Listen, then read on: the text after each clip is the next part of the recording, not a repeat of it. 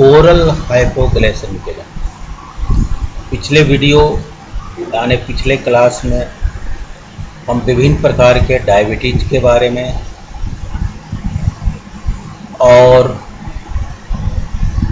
Insulin preparation के बारे में डिस्कस किए थे। क्योंकि इंसुलिन जो है वो पेरेंटली दिया जाता है, इसलिए वो ओरल हाइपोग्लाइसेमिक एजेंट में नहीं आता है। इसलिए इस बात का ध्यान रखा जाए कि अगर केवल हाइपोग्लाइसेमिक एजेंट पूछा जाएगा तो इंसुलिन प्रिपरेशन भी लिखना होगा और ओरल हाइपोग्लाइसेमिक एजेंट जो हम अभी डिस्कस करने जा रहे हैं वो भी लिखना होगा। लेकिन अगर ओरल हाइपोग्लाइसेमिक एजेंट पूछा जाता है प्रश्न, तो उसमें इंसुलिन प्रिपरेशन लिखने की आवश्यकता नहीं है। तो जैसा कि इसका नाम है ओरल हाइपोग्लाइसेमिक, यानी जो ब्लड शुगर लेवल, हाइपरग्लाइसेमिया क्या हुआ, ब्लड शुगर लेवल बढ़ा हुआ, यानी जो हम लोग डिस्कस किए थे डायबिटीज मेलिटस जो दो प्रकार का होता है, टाइप 1 टाइप 2, दोनों के विस्तृत पिछले वीडियो में डिस्कस किया जा चुका है। तो ब्लड शुगर लेवल, बढ़े हुए ब्लड शुगर लेवल को जो ड्रग्स ओरली लिए जाने पर कम करते हैं वो ओरल हाइपोग्लाइसेमिक एजेंट कहलाते हैं, सिंपल। इसलिए इसका नाम ओरल हाइपोग्लाइसेमिक। इसलिए ये सारे जितने भी अभी हम डिस्कस करेंगे इसका क्लासिफिकेशन, जितने भी तरह के क्लासिफिकेशन होता है वो सारे जो है ओरली लेने वाले हैं। ये टैबलेट फॉर्म और कैप्सूल, पिल्स जो भी जो है ये सारे जो है ओरली लिए जाने वाले ड्रग्स हैं जो यहाँ है। दूसरी महत्वपूर्ण बात है कि जो डायबिटीज के पेशेंट होते हैं तो ये मेडिकेशन उन्हें काफ़ी लंबे टाइम तक लेना होता है, इसलिए जो है वो अपना ब्लड शुगर लेवल मॉनिटर हमेशा करते रहें। इसके लिए देखिए ग्लूकोमीटर है, तो ये भी एक लाइफ स्टाइल में इसको भी शामिल कर लिया जाए कि रेगुलर जो है नियमित रूप से दवा लेना है और नियमित रूप से ब्लड शुगर लेवल को मॉनिटर करते रहना है। क्योंकि ब्लड शुगर लेवल मॉनिटर अगर नहीं करेंगे तो ब्लड शुगर लेवल अगर अनियंत्रित है तो बहुत सारे कॉम्प्लिकेशन होने की संभावना होती है। क्योंकि ये डायबिटीज मेलिटस एक ऐसी बीमारी है जो कि शरीर के लगभग सभी महत्वपूर्ण अंगों को प्रभावित करती है। इसके द्वारा आँख प्रभावित होता है तो रेटिनोपैथी कहलाता है, सीएनएस प्रभावित होता है तो न्यूरोपैथी कहलाता है, किडनी प्रभावित होता है तो नेफ्रोपैथी कहलाता है, हार्ट प्रभावित होता है तो कार्डियोपैथी कहलाता है, बोन प्रभावित होता है, यानी सब महत्वपूर्ण अंग इसके द्वारा प्रभावित होते हैं। इसलिए रेगुलर नियमित रूप से ब्लड शुगर लेवल को मॉनिटर करना ही चाहिए।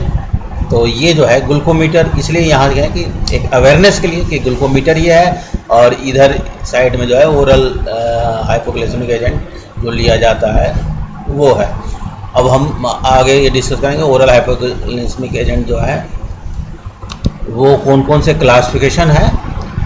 तो ट्रेडिशनली परंपरागत रूप से सल्फेनाइलयूरिया का काफ़ी प्रयोग किया जाता है और इसके अंतर्गत क्लिबेंक्लामाइड, क्लिपिजाइड, टोलबिटामाइड, कार्बिटामाइड, क्लोरप्रोपामाइड ये सब ड्रग्स आते हैं। दूसरा महत्वपूर्ण क्लास जो है वो बाइग्यूनाइड्स है, जिसमें फेनफॉर्मिन, मेटफॉर्मिन है। तीसरा थायाजोलिडिंडायोन, ट्रोग्लिटाजोन, ये नए क्लास है। चौथा भी नया ही है, अल्फा ग्लूकोसाइडेज इनहिबिटर, एक कार्बोज इसका एग्जाम्पल है। नेक्स्ट है मेग्लिटिनाइड्स, जिसमें है एपाग्लिनाइड,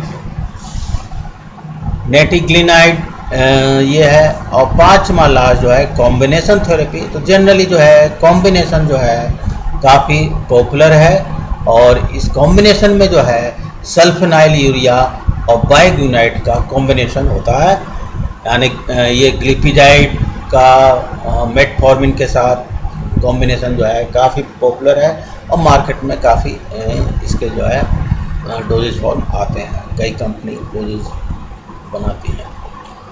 तो ये हो गया क्लासिफिकेशन के बारे में, वन बाय वन इसका जो है हम डिस्कस करेंगे। ड्रग के बारे में तो पहला ड्रग सल्फोनाइल यूरिया है। सल्फोनाइल यूरिया हम लोग सभी पढ़े हैं कि डायबिटीज मेल्टस का मुख्य कारण है पैनक्रियाज में इजलेट ऑफ लैंगरहैंस होता है, उसमें अल्फा बीटा सेल होता है। तो बीटा सेल का काम है इंसुलिन का निर्माण करना, सिक्रीशन करना, तो वो बीटा सेल को ये जो है सल्फोनाइल यूरिया जो है डायरेक्ट जो है उत्तेजित करता है, स्टिमुलेट करता है, ताकि जो है जो कम मात्रा में इंसुलिन सिक्रीट हो रहा है वो पर्याप्त मात्रा में इंसुलिन का सिक्रीशन प्रारंभ हो जाए। तो सिंपल यही इसका मैकेनिज्म ऑफ एक्शन है। इसके जो ड्रग्स हैं तो जैसा कि ये बताएं टोलबुटामाइड ये पॉपुलर है और टॉक्सिसिटी इसका कम होता है। ग्लिबेंक्लामाइड ये भी काफ़ी पॉपुलर है, इसके तुलना में ये पोटेंट होता है। जितने भी और सल्फोनाइल यूरिया है तो अन्य के तुलना में ये पोटेंट होता है। पोटेंट करने का मतलब है जो ड्रग पोटेंट होता है उसका डोज कम होता है, कम डोज में वो जो है अपना इफेक्ट उत्पन्न करते हैं। हम ये कह सकते हैं कि अगर ये ग्लिबेंक्लामाइड 5 मिलीग्राम का है तो वो लगभग दूसरे जो ड्रग हैं ये टोलबुटामाइड वो 500 मिलीग्राम की इक्विवेलेंट होगा। सेम 5 मिलीग्राम ये ग्लिबेंक्लामाइड 500 मिलीग्राम की इक्विवेलेंट होगा और कार्बिटामाइड एक आता है वो 1000 मिलीग्राम की इक्विवेलेंट होगा। तो कहने का मतलब यहाँ हम समझाना ये चाह रहे हैं कि पोटेंट ड्रग का डोज कम की आवश्यकता होती है। और दूसरी बात ग्लिबेंक्लामाइड का है कि सस्टेन रिलीज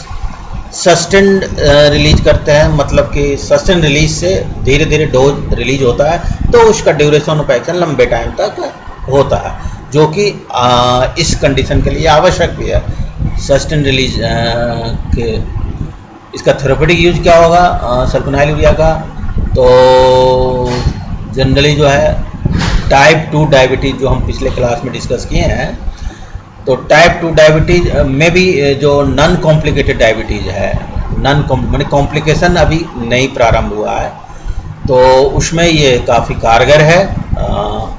तो कॉम्प्लिकेशन नहीं होगा तो इसकी पहचान होता है ना, कीटोन बड़ी नहीं आएगा यूरिन में, तो ये कीटोसिस की कंडीशन नहीं होगी। तो इसलिए देखिए नॉन कीटोनिक डायबिटीज़ माने वो डायबिटीज़ जिसमें भी कीटोन बड़ी का फॉर्मेशन नहीं हो रहा है। कीटोन बॉडी का फॉर्मेशन होना इस बात का इंडिकेट है कि डायबिटीज कंट्रोल नहीं है। तो नॉन कीटोनिक और मैच्योरिटी ऑनसेट टाइप 2 को कहा जाता है। मैच्योरिटी ऑनसेट डायबिटीज टाइप 2 को कहा जाता है, यानी non insulin dependent diabetes mellitus. इसी क्लास का है ग्लिपिजाइड, जो कि ये सारे फर्स्ट जनरेशन के हैं, ये सेकेंड जनरेशन का है सल्फोनाइल यूरिया का। खास करके ये जो है अगर कोई पेशेंट है जो ये ऊपर वाले ग्लिबेंक्लामाइड टोलबुटामाइड ले रहे हैं और उसके द्वारा रेजिस्टेंस डेवलप कर गए, इंसुलिन रेजिस्टेंस, तो इंसुलिन रेजिस्टेंट केस के लिए ग्लिपिजाइड काफ़ी कारगर है। अब नेक्स्ट क्लास डिस्कस करते हैं बाइग्यूनाइड्स। इसका दो महत्वपूर्ण है, फेनफॉर्मिन मेटफॉर्मिन।